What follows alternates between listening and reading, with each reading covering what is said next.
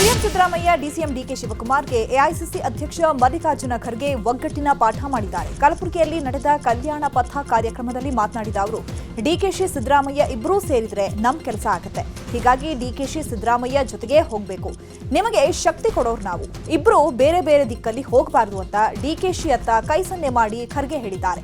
ಈ ಭಾಗದ ಜನರು 5 ಎಂಪಿಗಳನ್ನ ಕೊಟ್ಟಿದ್ದಾರೆ. ಅದಕ್ಕಾಗಿ ಕಲ್ಯಾಣ ಕರ್ನಾಟಕಕ್ಕೆ ಪ್ರೋಟೀನ್ ಕೊಡುವ ಕೆಲಸ ಮಾಡಿ ಅಂತ ಹೇಳಿದ್ದಾರೆ. ಸರ್ಕಾರಿ ಜಮೀನಿದೆ ಅಂತ ಕಡೆ ನೇರವಾಗಿ ನಾವು ನಡೆಸ್ಕೊಳ್ಬೋದು. ಅದಕ್ಕೆ ಈ ಮಾತು ಶಿವಕುಮಾರ್ಗೆ ಯಾಕೆ ಹೇಳ್ತಾ ಇದ್ದೀನಿ ಅಂದರೆ, ಶಿವಕುಮಾರು ಈ ಸಿದ್ದರಾಮಯ್ಯ ಇಬ್ಬರು ಸೇರಿದ್ರೆ ನಮ್ಮ ಕೆಲಸ ಆಗ್ತದೆ, ಇಲ್ಲದ್ರೆ ಹಿಂಗಾದರೆ ಕಷ್ಟ. ಅದಕ್ಕೆ ನಾವೆಲ್ಲ ಹಿಂಗೆ ಹೋಗ್ಬೇಕು ಅಂತ ನಮ್ಗೆ ತೊಂದಿದ್ದು. ನಾನು ಹೇಳೋದೇನೆಂದರೆ, ಶಿವಕುಮಾರ್ ಸಿದ್ದರಾಮಯ್ಯ ಹಿಂಗೋದ್ರೆ ಸರಿ, ಹಿಂಗೋದ್ರೆ ನಮ್ಗೆ ತೊಂದರೆ. ಅದಕ್ಕೆ ನನಗೆ ನನಗೆ ನನಗೆ ನನಗೆ ರಸ್ತೆ ಬೇಕು, ನನಗೆ ಸ್ಕೂಲ್ ಬೇಕು, ನನಗೆ ನೀರಾವರಿ ಬೇಕು, ನನಗೆ ಆರೋಗ್ಯ ಕೇಂದ್ರಗಳು ಬೇಕು. ನಮ್ಮ ಜನ ಭಾಳ ಮುಗ್ಧ ಜನ. ಹೀಗೆ ನಮ್ಮ ಓಲ್ಡ್ ಮೈಸೂರಷ್ಟು ಹುಷಾರಿಲ್ಲ. 30 ತಿಂಗಳು ಅಧಿಕಾರ ಹಂಚಿಕೆಯಾಗಿರೋದು ಎಲ್ಲರಿಗೂ ಗೊತ್ತು. ಸತ್ಯವನ್ನ ಮರೆಮಾಚಲು ಆಗಲ್ಲ. ಸಿದ್ದರಾಮಯ್ಯ ಅವರ ಕೊನೆಯ ಬಜೆಟ್ ಇದೆ ಅಂತ ಪರೋಕ್ಷವಾಗಿ ಎಂಎಲ್ಸಿ ವಿಶ್ವನಾಥ್ ಹೇಳಿದ್ದಾರೆ. ಮೈಸೂರಿನಲ್ಲಿ ಮಾತನಾಡಿದ ಅವರು, ಸತ್ಯ ಬೆಂಕಿ ತರ ಜಾಸ್ತಿ ದಿನ ಇರಲ್ಲ. ಡಿಕೆ ಶಿವಕುಮಾರ್ ಪಕ್ಷಕ್ಕಾಗಿ ಎಲ್ಲವನ್ನ ಮಾಡಿದ್ದಾರೆ. ಕಾಂಗ್ರೆಸ್ ಕಟ್ಟಿದ್ದು ಡಿಕೆ ಶಿವಕುಮಾರ್, ಕಟ್ಟಿದ ಮನೆಯಲ್ಲಿ ಸಿದ್ದರಾಮಯ್ಯ ಹೋಗಿ ಕೂತ್ರು. ಸಿದ್ದರಾಮಯ್ಯ ನೇತೃತ್ವದಲ್ಲಿ 2028ರವರೆಗೂ ಹೋದ್ರೆ ಕಾಂಗ್ರೆಸ್ ಧೂಳಿಪಟ ಆಗುತ್ತೆ ಎಂದಿದ್ದಾರೆ. ಕೆ ಶಿವಕುಮಾರ್ ಏನು ಆಗ್ತಾನಪ್ಪ ನಮ್ಮ ಸಮಾಜ. It's a sharing. ಅವನು ಖರ್ಚು ಮಾಡಿಲ್ವೋ, ಅವನು ಇನ್ವೆಸ್ಟ್ ಮಾಡಿಲ್ವೋ ಆ ದುಡ್ಡು. ಈಗ ಅವನು ಕಾಂಗ್ರೆಸ್ ಕಟ್ಟಿದವನು, ಕಾಂಗ್ರೆಸ್ ಕಟ್ಟಿದವನು. ಕಟ್ಟಿದ ಮನೆಯೊಳಗೆ ನೀವು ಬಂದಿರೋದಷ್ಟು ಸಿದ್ದರಾಮಯ್ಯ, ನಾವು ಕರ್ಕೊಂಬಂದಿದ್ದು ನಿಮ್ಮನ್ನ. ನೀವು ಅದು ಒಪ್ಕೊಳ್ಳೋಕೆ ತಯಾರಿಲ್ಲ. ಆ ಕೃತಜ್ಞತೆಯೂ ಇಲ್ಲ ನಿಮಗೆ.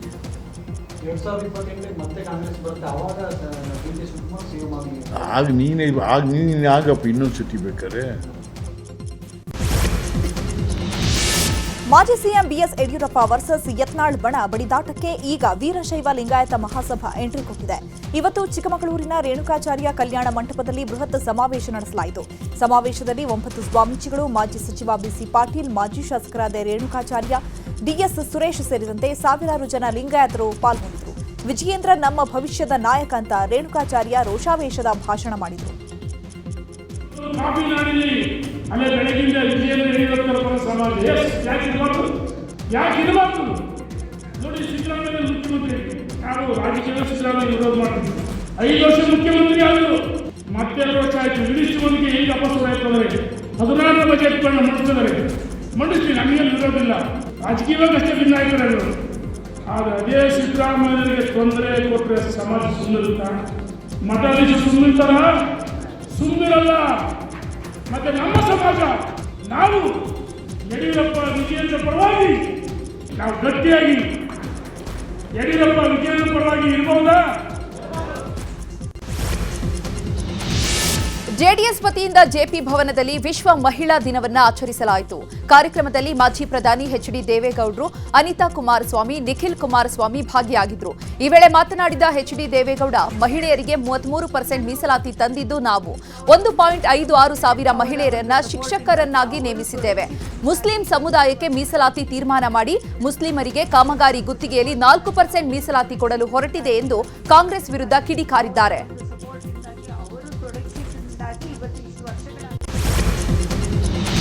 ವಿಶ್ವ ಮಹಿಳಾ ದಿನಾಚರಣೆ ಕಾರ್ಯಕ್ರಮದಲ್ಲಿ ಮಾತನಾಡಿದ ನಿಖಿಲ್ ಕುಮಾರಸ್ವಾಮಿ, ಡಿಕೆ ಬ್ರದರ್ಸ್ ವಿರುದ್ಧ ಕಿಡಿಕಾರಿದ್ದಾರೆ. ಯಾರೋ ಮುಟ್ಟಾಳ, ಹೆಣ್ಮಕ್ಳು ಕಣ್ಣಲ್ಲಿ ನೀರು ಹಾಕ್ತಾರೆ ಅಂತ ಹೇಳಬಹುದು. ಆದ್ರೆ ನಾನ್ ಸೋತಾಗ ನನಗೆ ಆತ್ಮಸ್ಥೈರ್ಯ ತುಂಬಿದ್ದು ನನ್ನ ತಾಯಿ, ನನ್ನ ಕುಟುಂಬ ಅಂತ ಪರೋಕ್ಷವಾಗಿ ಡಿಕೆ ಬ್ರದರ್ಸ್ ವಿರುದ್ಧ ನಿಖಿಲ್ ವಾಗ್ದಾಳಿ ನಡೆಸಿದ್ದಾರೆ.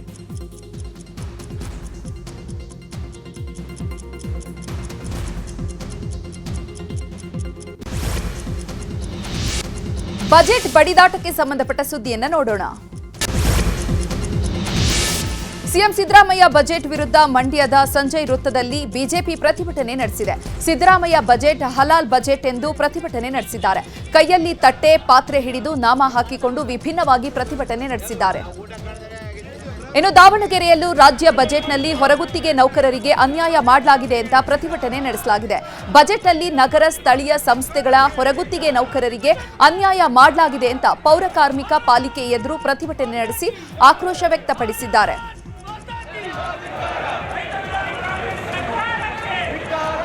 ಇನ್ನು ಧಾರವಾಡದಲ್ಲೂ ಸಿಎಂ ಬಜೆಟ್ ವಿರುದ್ಧ ಬಿಜೆಪಿ ಪ್ರತಿಭಟನೆ ನಡೆಸಿದೆ. ನಗರದ ಕಡಪ ಮೈದಾನದಿಂದ ಮೆರವಣಿಗೆ ನಡೆಸಿ ಹಲಾಲ್ ಬಜೆಟ್ ಎಂದು ಸರ್ಕಾರದ ವಿರುದ್ಧ ಪ್ರತಿಭಟನಾಕಾರರು ಧಿಕ್ಕಾರ ಕೂಗಿದ್ದಾರೆ.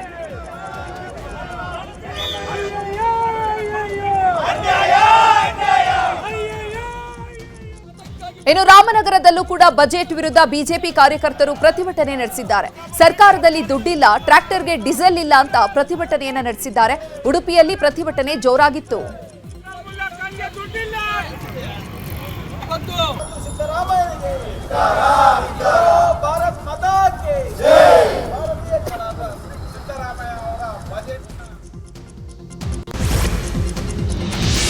ಮುಸ್ಲಿಮರಿಗಾಗಿ ಮುಸ್ಲಿಮರಿಗೋಸ್ಕರ ಮಾಡಿರುವ ಬಜೆಟ್ ಇದೊಂದು ಹಲಾಲ್ ಕಟ್ ಬಜೆಟ್ ಅಂತ ಕೇಂದ್ರ ಸಚಿವ ಪ್ರಹ್ಲಾದ್ ಜೋಶಿ ಆರೋಪಿಸಿದ್ದಾರೆ. ಹುಬ್ಬಳ್ಳಿಯಲ್ಲಿ ಮಾತನಾಡಿದ ಅವರು, ಇದು ಸಬ್ಕಾ ಸಾಥ್ ಸಬ್ಕಾ ವಿಕಾಸ್ ಅಲ್ಲ, ಇದು ಒಂದು ಸಮುದಾಯದ ಬಜೆಟ್. ಬರೀ ಮುಸ್ಲಿಮರಿಗೆ ಅಷ್ಟೇ ಸೌಲಭ್ಯ ನೀಡೋದಕ್ಕೆ ಇದೇನ್ ಪಾಕಿಸ್ತಾನನ ಅಂತ ಕಿಡಿಕಾರಿದ್ದಾರೆ. ಇನ್ನು ಇದೇ ವಿಚಾರವಾಗಿ ಛಲವಾದಿ ನಾರಾಯಣಸ್ವಾಮಿ, ಗೋವಿಂದ ಕಾರಜೋಳ, ವಿಜಯೇಂದ್ರ ಕೂಡ ಕಿಡಿಕಾರಿದರು. ಅವರು ಮಂಡನೆ ಮಾಡಿರ್ತಕ್ಕಂಥ 16ನೇಯ ಹಾಗೂ ಅವರ ಕೊನೆಯ ಬಜೆಟ್ ನಿನ್ನೆ ಏನು ಮಂಡನೆ ಮಾಡಿದ್ದಾರೆ, ನಿಜವಾಗಿಯೂ ಸಹ ಬಹಳ ನಿರಾಶಾದಾಯಕವಾಗಿದೆ. ನಾನು ರಾಜಕೀಯ ಕಾರಣಕ್ಕೋಸ್ಕರ ಈ ಮಾತನ್ನ ಹೇಳ್ತಾ ಇಲ್ಲ. ಈ ಬಜೆಟ್ನಿಂದ ಈ ನಾಡಿನಲ್ಲಿರ್ತಕ್ಕಂಥ ಕೃಷಿಕನಿಗಾಗ್ಲಿ, ಕೃಷಿ ಕ್ಷೇತ್ರಕ್ಕಾಗ್ಲಿ, ಯುವಕರಿಗಾಗ್ಲಿ, ಮಹಿಳೆಯರಿಗಾಗ್ಲಿ ಅಥವಾ ಬಡವರಿಗಾಗ್ಲಿ ಯಾವುದೇ ರೀತಿಯ ಅನುಕೂಲ ಇವರ ಬಜೆಟ್ನಿಂದ ಆಗೋದಕ್ಕೆ ಸಾಧ್ಯ ಆಗುತ್ತೆ.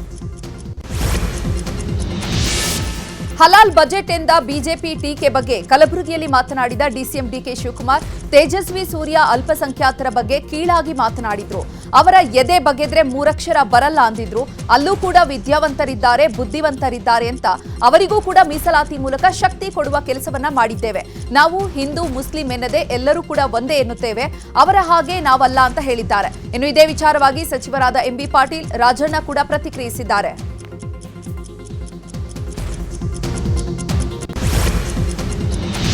ಸಿಎಂ ಸಿದ್ದರಾಮಯ್ಯ ಬಜೆಟ್ ಬಗ್ಗೆ ಟೀಕೆ ಮಾಡ್ತಾ ಇರುವ ಬಿಜೆಪಿ ವಿರುದ್ಧ ಕಾಂಗ್ರೆಸ್ ಮಹಿಳಾ ಘಟಕದ ಅಧ್ಯಕ್ಷೆ ಸೌಮ್ಯಾ ರೆಡ್ಡಿ ನೇತೃತ್ವದಲ್ಲಿ ಪ್ರತಿಭಟನೆ ನಡೆಯಿತು.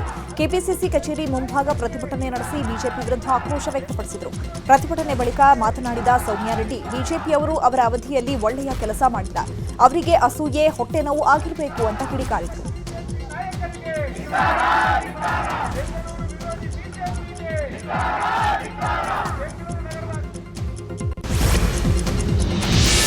ರಾಜ್ಯ ಬಜೆಟ್ನಲ್ಲಿ ಸಿನಿಮಾ ಕ್ಷೇತ್ರಕ್ಕೆ ಬಿಗ್ ಪ್ಯಾಕೇಜ್ ಸಿಕ್ಕಿದ್ದು ರಾಜ್ಯ ಸರ್ಕಾರದ ನಿಲುವನ್ನ ಫಿಲ್ಮ್ ಚೇಂಬರ್ ಸ್ವಾಗತಿಸಿದೆ. ಈ ಕುರಿತು ಫಿಲ್ಮ್ ಚೇಂಬರ್ನಲ್ಲಿ ಸಭೆ ನಡೆಸಲಾಯಿತು. ಈ ವೇಳೆ ಮಾತನಾಡಿದ ಅಧ್ಯಕ್ಷ ಸಾರಾ ಗೋವಿಂದ, ನಾವು ಏನು ಕೇಳಿದ್ವಿ ಅವೆಲ್ಲವನ್ನ ಕೂಡ ರಾಜ್ಯ ಸರ್ಕಾರ ನೀಡಿದೆ, ಇದು ಖುಷಿಯ ವಿಚಾರ ಎಂದಿದ್ದಾರೆ.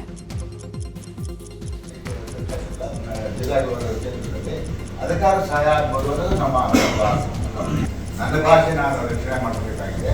ಹಂಗಾಗಿ 200 ರೂಪಾಯಿ ಮೇಲೆ ನಾನು 150 ರೂಪಾಯಿ ಅಡ್ರಾಕ್ಟ್ ಕೊಟ್ಬಿಟ್ಟಿದ್ದೆ. ಕೊನೆಗೆ ಅವರು ಒಂದಿಲ್ಲ ಒಂದು ಕೆಲಸ ಮಾಡೋಣ, ಒಂದು 50 ರೂಪಾಯಿ ಆ ಕಡೆ ಈ ಕಡೆ ಮಾಡಿಬಿಟ್ಟು 200 ರೂಪಾಯಿಗೆ ನಾವು ಮಾಡಿ ಮುಗಿಸೋಣ ಅಂತಂದ್ರು. ನಾವು ಅದಕ್ಕೆ ಒಪ್ಕೊಂಡಾಗ ಏನಾಯಿತು, 2016ರಲ್ಲಿ ಆಗಿದ್ದನ್ನ ಇವತ್ತು 25ರಲ್ಲಿ ಮುಖ್ಯಮಂತ್ರಿಗಳನ್ನ ಮಾಡಿಕೊಟ್ಟಿದ್ದಾರೆ. ಈಗ ಕ್ರೈಮ್ ಸುದ್ದಿಗಳನ್ನ ನೋಡ್ತಾ ಹೋಗೋಣ.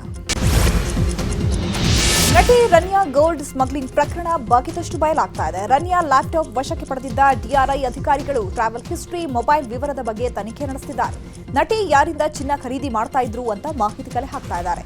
ಇನ್ನೊಂದು ಕಡೆ ದೊಡ್ಡ ಸ್ಮಗ್ಲಿಂಗ್ ಸಿಂಡಿಕೇಟ್ ಇರೋ ಬಗ್ಗೆ ಅನುಮಾನ ವ್ಯಕ್ತವಾಗಿದ್ದು ಪ್ರಕರಣದಲ್ಲಿ ಸಿಬಿಐನಿಂದಲೂ ತನಿಖೆ ಆರಂಭ ಆಗಿದೆ. ದೆಹಲಿಯಿಂದ ಬಂದಿರುವ ಸಿಬಿಐ ಅಧಿಕಾರಿಗಳು ಡಿಆರ್ಐನಿಂದ ಸಂಪೂರ್ಣ ಮಾಹಿತಿ ಕಲೆ ಹಾಕ್ತಿದ್ದಾರೆ.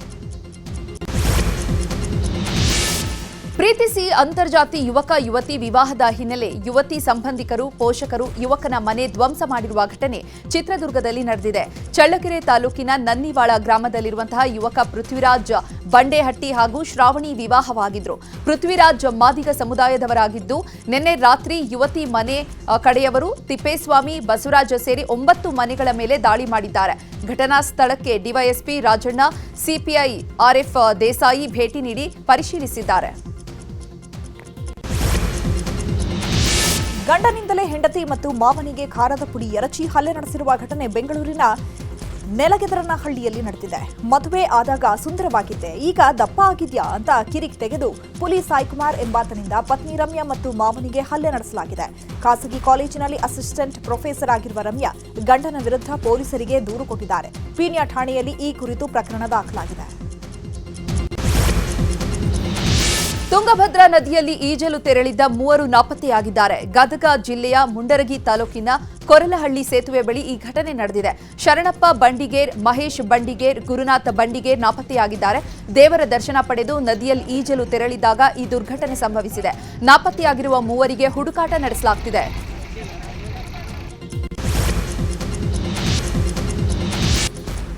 ರಾಜ್ಯದ ಸುದ್ದಿಗಳನ್ನು ನೋಡೋಣ. ಕಳೆದ ಫೆಬ್ರವರಿ 25ರಂದು ನಾಪತ್ತೆಯಾಗಿದ್ದ ಪರಂಗಿಪೇಟೆಯ ವಿದ್ಯಾರ್ಥಿ ದಿಗಂತನನ್ನ ಪತ್ತೆ ಮಾಡಲಾಗಿದೆ. ಉಡುಪಿಯಲ್ಲಿ ದಿಗಂತನ್ನ ಬಂಟ್ವಾಳ ಪೊಲೀಸರು ಪತ್ತೆ ಹಚ್ಚಿದ್ದಾರೆ. ದಿಗಂತ್ ನಾಪತ್ತೆಯಾದ ಹಿನ್ನೆಲೆ ಪ್ರತಿಭಟನೆ ನಡೆದಿತ್ತು. ಅಪಹರಣ ಮಾಡಲಾಗಿದೆ ಅಂತ ಜನ ಹೋರಾಟ ಮಾಡಿದ್ರು. ಸದ್ಯ ದಿಗಂತ್ ಪತ್ತೆಯಾಗಿದ್ದು ಬಂಟ್ವಾಳಕ್ಕೆ ಕರೆತರಲಾಗ್ತಿದೆ. ಆಕಸ್ಮಿಕ ಅಗ್ನಿ ಅವಘಡದಿಂದ ಬೀದರ್ ನಗರಕ್ಕೆ ಹೊಂದಿಕೊಂಡಿರುವ ಶಾಪುರ ಅರಣ್ಯ ಪ್ರದೇಶ ಧಗಧಗನೆ ಹೊತ್ತಿ ಉರಿದಿದೆ. ತಕ್ಷಣ ಸ್ಥಳಕ್ಕೆ ಆಗಮಿಸಿದ ಅಗ್ನಿಶಾಮಕ ಸಿಬ್ಬಂದಿ ಹರಸಾಹಸ ಪಟ್ಟು ಬೆಂಕಿ ನಂದಿಸಿದ್ದಾರೆ. 100 ಎಕರೆಯಲ್ಲಿರುವ ಸಸ್ಯ ಸಂಪತ್ತು ನಾಶವಾಗಿದೆ. ಈ ಬಗ್ಗೆ ಬೀದರ್ನಲ್ಲಿ ಅರಣ್ಯ ಸಚಿವ ಈಶ್ವರ್ ಖಂಡ್ರೆ ರಿಯಾಕ್ಷನ್ ಕೊಟ್ಟಿದ್ದು, ಘಟನೆಯ ಕುರಿತು ತನಿಖೆ ಮಾಡುವಂತೆ ಡಿಎಫ್ಒಗೆ ಸೂಚನೆ ಕೊಟ್ಟಿದ್ದಾರೆ.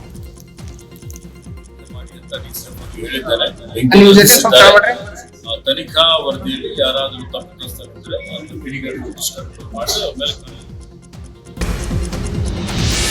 ಕೆಎಸ್ಆರ್ಟಿಸಿ ಬಸ್ಗೆ ಬೈಕ್ ಡಿಕ್ಕಿಯಾಗಿ ಸವಾರ ಸ್ಥಳದಲ್ಲೇ ಸಾವನ್ನಪ್ಪಿರುವ ಘಟನೆ ಚಿಕ್ಕಮಗಳೂರು ಜಿಲ್ಲೆ ಕಡೂರಿನ ಹಳೆಹಟ್ಟಿ ಗೇಟ್ ಬಳಿ ನಡೆದಿದೆ. ಮೊಬೈಲ್ನಲ್ಲಿ ಮಾತನಾಡುತ್ತಾ ಬೈಕ್ ಚಲಾಯಿಸ್ತಾ ಇದ್ದಾಗ ನಿಯಂತ್ರಣ ತಪ್ಪಿ ದುರ್ಘಟನೆ ಸಂಭವಿಸಿದೆ. ಬಸ್ ಡಿಕ್ಕಿಯಾದ ರಭಸಕ್ಕೆ ದೊಡ್ಡ ಬುಕ್ಕಸಾಗರದ ಮಂಜುನಾಥ್ ಸ್ಥಳದಲ್ಲೇ ಸಾವನ್ನಪ್ಪಿದ್ದಾರೆ. ವಕ್ಫ್ ಖಬರಸ್ತಾನ್ ಜಾಗದಲ್ಲಿ ನಡೆಯುತ್ತಿದ್ದ ಅಕ್ರಮ ಕಾಂಪ್ಲೆಕ್ಸ್ ನಿರ್ಮಾಣಕ್ಕೆ ಬ್ರೇಕ್ ಬಿದ್ದಿದೆ. ಮುಸ್ಲಿಂ ಮುಖಂಡರು ನಡೆಸುತ್ತಿದ್ದ ಧರಣಿ ಹೋರಾಟ ವಾಪಸ್ ಪಡೆದಿದ್ದಾರೆ. ವಿಜಯಪುರ ಜಿಲ್ಲೆ ಸಿಂದಗಿ ಪಟ್ಟಣದ ವಕ್ಫ್ ಖಬರಸ್ತಾನ್ನಲ್ಲಿ ಧರಣಿ ಸತ್ಯಾಗ್ರಹ ನಡೆಸುತ್ತಿದ್ರು. ಈ ಬಗ್ಗೆ ನ್ಯೂಸ್ 18 ವರದಿ ಪ್ರಸಾರ ಮಾಡಿತ್ತು. ವರದಿ ಬೆನ್ನಲ್ಲೇ ವಕ್ಫ್ ಅಧಿಕಾರಿಗಳು ಹಾಗೂ ಜಿಲ್ಲೆಯ ಮುಖಂಡರು ಸ್ಥಳಕ್ಕೆ ಭೇಟಿ ನೀಡಿ ಮಾತುಕತೆ ನಡೆಸಿದ್ದಾರೆ. ಮುಖಂಡರ ಜೊತೆ ಮಾತುಕತೆ ಬಳಿಕ ಹೋರಾಟ ಕೈಬಿಡಲಾಗಿದೆ.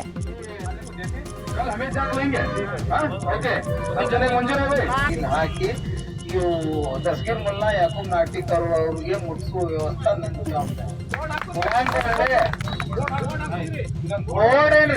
ನಮ್ಮ ಜಮೀರ್ ಅಹಮದ್ ಖಾನ್ ಸಾಹೇಬರು, ಅನ್ವರ್ ಅಮೀನ್ಪುರ ಹಾಶ್ಮಿ, ಯಾಕೂಬ್ ನಾಟಿಕರ್ ಇವರೆಲ್ಲರ ಹೆಸರಿಗೆ ಚುಕ್ಕಿ ಮಾಡ್ದಂಗ ನೀವು ಜವಾಬ್ದಾರಿ ವಹಿಸ್ಕೊತೀರಿ ಅಂತ ನೀವು ಪ್ರಮಾಣ ಮಾಡಿ. ಸುದ್ದಿ ಮುಂದುವರಿಯುತ್ತೆ ಬ್ರೇಕ್ ಆದ್ಮೇಲೆ.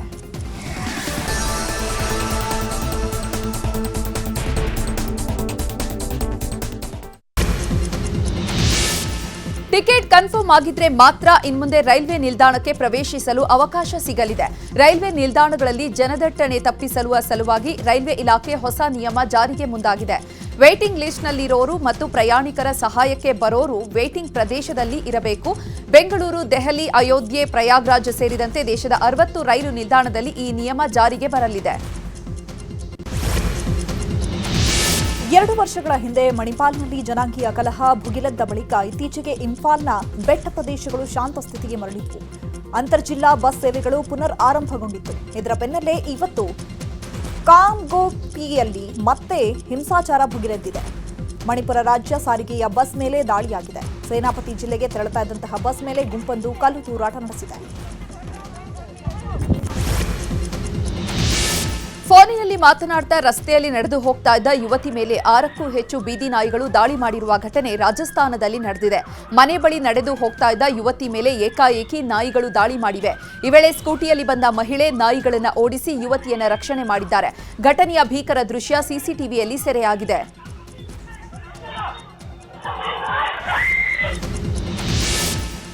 ಇವತ್ತು ಅಂತಾರಾಷ್ಟ್ರೀಯ ಮಹಿಳಾ ದಿನ. ಗುಜರಾತ್ನಲ್ಲಿ ಲಖ್ಪತಿ ದೀದಿ ಕಾರ್ಯಕ್ರಮ ನಡೆಯಿತು. ಪ್ರಧಾನಿ ಮೋದಿ ಭಾಗಿಯಾಗಿದ್ದರು. ನವಸಾರಿ ಜಿಲ್ಲೆಯ ಬೋರ್ಸಿ ಗ್ರಾಮದಲ್ಲಿ ನಡೆದ ಕಾರ್ಯಕ್ರಮದಲ್ಲಿ ಪ್ರಧಾನಿ ನರೇಂದ್ರ ಮೋದಿ ಅವರಿಗೆ ಅದ್ಧೂರಿ ಸ್ವಾಗತ ಕೋರಲಾಯಿತು. ಕಾರ್ಯಕ್ರಮದಲ್ಲಿ ಮಾತನಾಡಿದ ಪ್ರಧಾನಿ ಮೋದಿ, ಇವತ್ತು ಮಹಿಳೆಯರಿಗೆ ಮೀಸಲಾಗಿರುವ ದಿನ, ನಾವೆಲ್ಲರೂ ಮಹಿಳೆಯರಿಂದ ಸ್ಫೂರ್ತಿ ಪಡೆಯುವ ದಿನ ಅಂತ ನಾರಿ ಶಕ್ತಿ ಬಗ್ಗೆ ಕೊಂಡಾಡಿದರು. ವಿಶೇಷ ಅಂದ್ರೆ ಪ್ರಧಾನಿ ಅವರಿಗೆ ಮಹಿಳಾ ಪೊಲೀಸ್ ಭದ್ರತೆ ಇತ್ತು. मैं सभी देशवासियों को, देश की सभी माताओं बहनों को महिला दिवस की शुभकामनाएं भी देता हूं। आज यहां गुजरात सफल और 61ನೇ ವಯಸ್ಸಿನಲ್ಲೂ ಸ್ಫೂರ್ತಿಯ ಚಿಲುಮೆ. ಈ ಅಂತಾರಾಷ್ಟ್ರೀಯ ಮಹಿಳಾ ದಿನದಂದು ರಿಲಯನ್ಸ್ ಫೌಂಡೇಶನ್ ಅಧ್ಯಕ್ಷೆ ಶ್ರೀಮತಿ ನೀತಾ ಅಂಬಾನಿಯವರು ತಮ್ಮ ಸ್ಫೂರ್ತಿದಾಯಕ ಫಿಟ್ನೆಸ್ ಪ್ರಯಾಣವನ್ನ ಹಂಚಿಕೊಂಡಿದ್ದಾರೆ. ಆರೋಗ್ಯ ಮತ್ತು ಯೋಗಕ್ಷೇಮಕ್ಕೆ ಆದ್ಯತೆಯನ್ನು ನೀಡುವಂತೆ ಎಲ್ಲಾ ವಯಸ್ಸಿನ ಮಹಿಳೆಯರಿಗೆ ಅವರು ಮನವಿ ಮಾಡಿದ್ದಾರೆ. ತಮ್ಮ ದಿನಚರಿಯೊಂದಿಗೆ ವಯಸ್ಸು ಕೇವಲ ಸಂಖ್ಯೆ ಅನ್ನೋದನ್ನ ಅವರು ತೋರಿಸಿದ್ದಾರೆ. ಸ್ಟ್ರಾಂಗ್ ಹರ್ ಮೂವ್ಮೆಂಟ್ ಸೇರಿಕೊಳ್ಳಿ ಅಂತ, ಪ್ರತಿದಿನ ಬಲಶಾಲಿಯಾಗಿರಿ ಅಂತ ಸಂದೇಶ ನೀಡಿದ್ದಾರೆ. If we don't take care of ourselves, who will? It's even more important in your 50s and 60s to focus on health and well-being. After the age of 30, women lose about 3 to 8% muscle mass per decade, and this accelerates as we age. With time, our bodies go through so many changes. We lose muscle, bone density, balance, mobility, strength. Our metabolism and endurance goes down. Therefore, it becomes even more important to look after ourselves, especially after 60.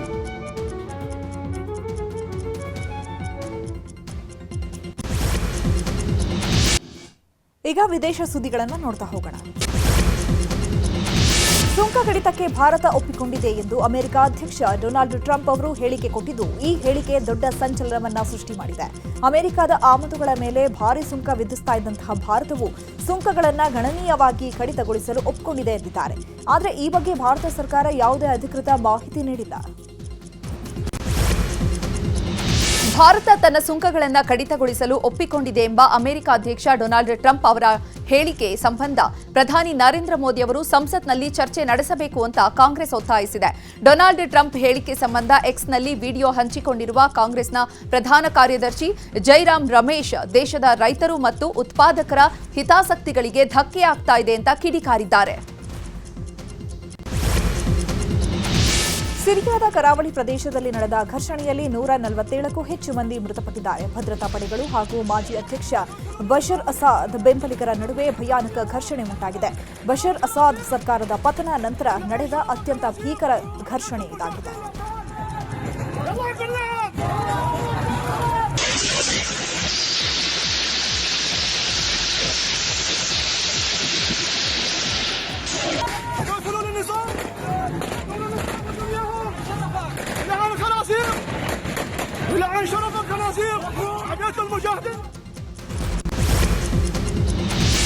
Ukraine ಜೊತೆ ಶಾಂತಿ ಒಪ್ಪಂದ ಸಾಧ್ಯವಾಗುವವರೆಗೆ Russia ಮೇಲೆ ಆರ್ಥಿಕ ದಿಗ್ಬಂಧನ ಹೇರಲು America ಮುಂದಾಗಿದೆ. ರಷ್ಯಾಗೆ ದಿಗ್ಬಂಧನ ಹೇರುವ ಬಗ್ಗೆ ಗಂಭೀರವಾಗಿ ಪರಿಶೀಲನೆ ನಡೆಸುತ್ತಿರುವುದಾಗಿ ಅಮೆರಿಕ ಅಧ್ಯಕ್ಷ ಡೊನಾಲ್ಡ್ ಟ್ರಂಪ್ ತಿಳಿಸಿದ್ದಾರೆ. ಬ್ಯಾಂಕಿಂಗ್ ವ್ಯವಸ್ಥೆಗೆ ನಿರ್ಬಂಧ ಮತ್ತು ರಷ್ಯಾದ ಉತ್ಪನ್ನಗಳ ಮೇಲೆ ಅಧಿಕ ಸುಂಕ ವಿಧಿಸುವ ರೂಪದಲ್ಲಿ ದಿಗ್ಬಂಧನ ಇರಲಿದೆ ಅಂತ ಟ್ರಂಪ್ ತಿಳಿಸಿದ್ದಾರೆ. ಐಸಿಸಿ ಚಾಂಪಿಯನ್ಸ್ ಟ್ರೋಫಿಯ ಫೈನಲ್ ಮ್ಯಾಚ್ ನಾಳೆ ದುಬೈನಲ್ಲಿ ನಡೆಯಲಿದೆ. ಚಾಂಪಿಯನ್ಸ್ ಪಟ್ಟದ ಮೇಲೆ ಕಣ್ಣಿಟ್ಟಿರುವ ಕಿವೀಸ್ ಮತ್ತು ಟೀಂ ಇಂಡಿಯಾ ಫೈನಲ್ನಲ್ಲಿ ಸೆಣಸಾಡಲಿದೆ. ಫೈನಲ್ ಬಗ್ಗೆ ಭಾರತದ ಮಾಜಿ ಕ್ರಿಕೆಟಿಗ ಹರ್ಭಜನ್ ಸಿಂಗ್ ಮಾತನಾಡಿದ್ದಾರೆ. ನಾವು ಭಾರತ ಟ್ರೋಫಿಯನ್ನ ಮನೆಗೆ ತರಬೇಕು ಅಂತ ಬಯಸ್ತೇನೆ. ತಂಡದಲ್ಲಿ ಯಾವುದೇ ಬದಲಾವಣೆ ಇರೋದಿಲ್ಲ ಅಂತ ನಾನು ಭಾವಿಸ್ತೇನೆ ಅಂತ ಹೇಳಿದ್ದಾರೆ. मैच है और हम सब भारतीय चाहते हैं कि कप जीत के टीम इंडिया भारत में आए और उनका धूमधाम से स्वागत हो. बहुत बहुत विशेस हम सबके तरफ से पूरी टीम इंडिया को. भाजी क्या लगता है 4 स्पिनर्स के साथ जाएंगे दुबई के पीछे? मुझे लग रहा है कि 4 स्पिनर्स के साथ ही जाएंगे. टीम में तो कोई चेंजेस होंगे नहीं और होपफुली रिजल्ट में भी कोई चेंज नहीं होगा. रिजल्ट भी भारत के